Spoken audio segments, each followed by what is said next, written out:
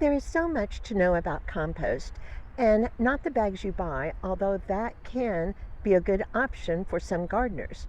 This Tuesday tip will introduce you to the compost you make, from garden scrap to black gold.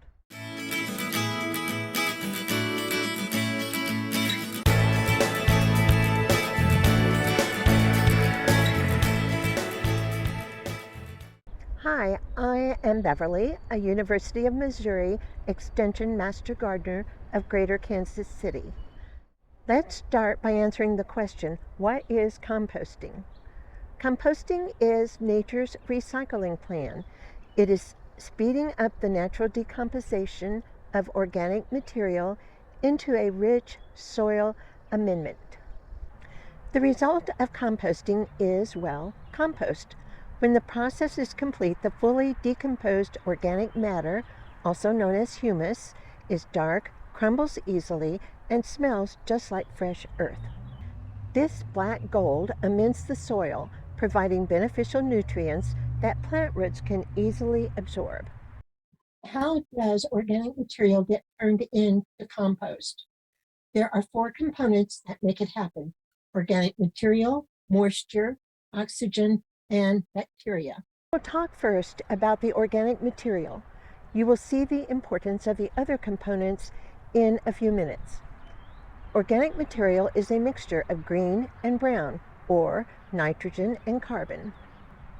Food waste is not garbage. It is green organic material. From your kitchen, save your fruit and vegetable peelings, scraps, discards, eggshells, and coffee grounds.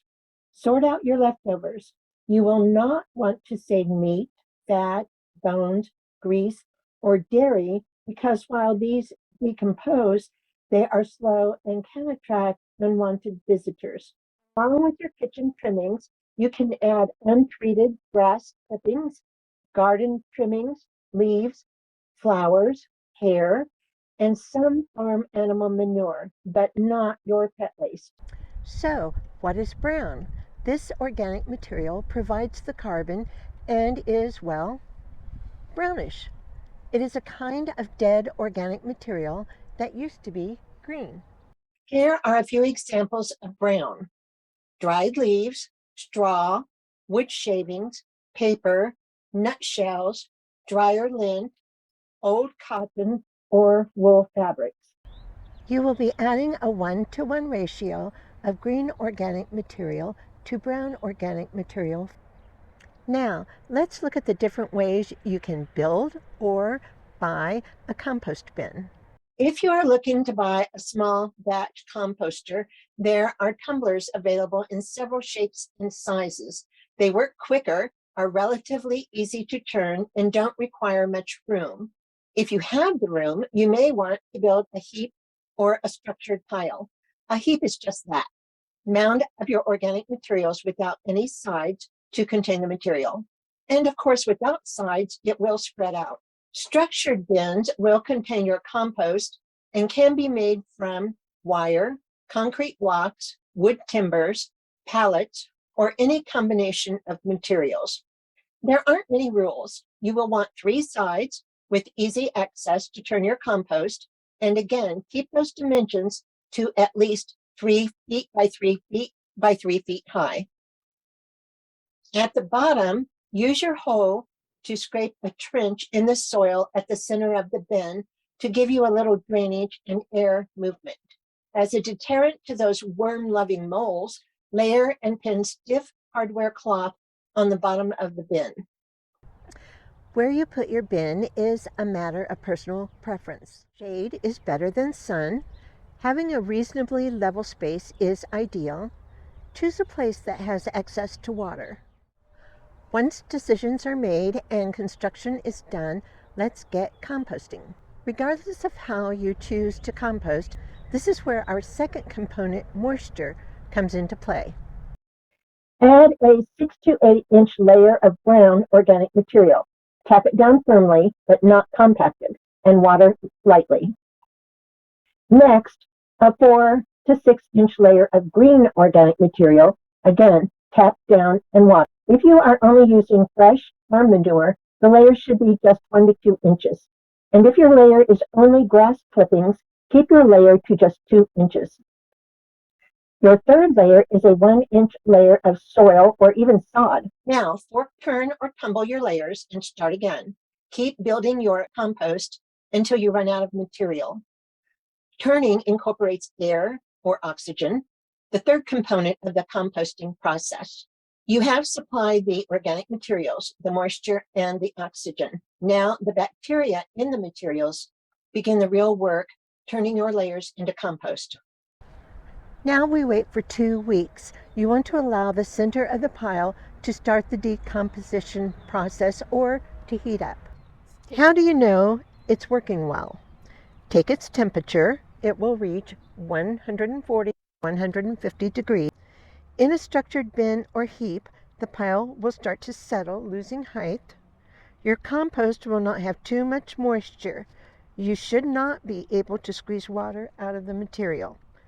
There should not be any stinky smell. If your compost is working well, turn it every 2 weeks.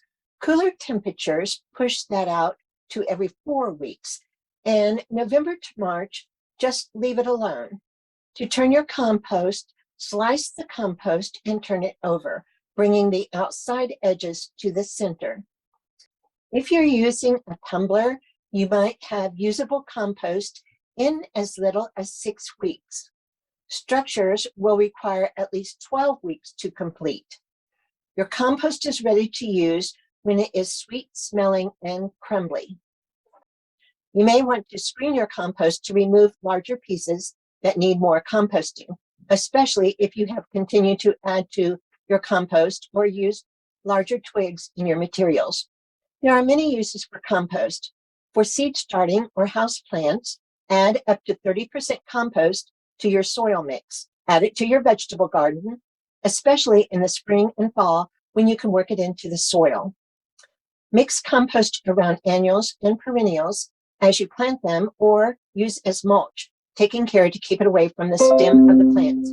Compost is a valuable soil amendment that replenishes our soil, suppresses plant disease and pest, and requires fewer chemical fertilizers. By setting up a compost bin, you have a great opportunity to reduce your personal carbon footprint by reducing what you send to the landfill. Thanks for watching, and we hope you've enjoyed today's Tuesday tip. Check out the MU Extension Guide sheets and our resources in the Show More section below. If you like our videos, be sure to give us a thumbs up and subscribe to our channel. See you in the garden.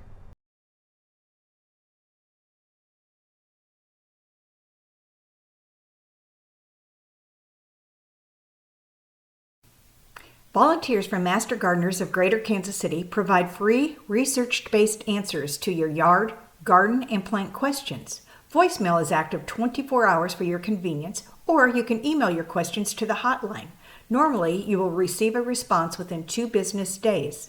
So for any of your garden questions, call the hotline at 816-833-TREE. That's 816-833-8733. Or send your email to mggkc.hotline@gmail.com. More complete information can be found on our website at mggkc.org. And don't worry, all of this information is in the Show More section below.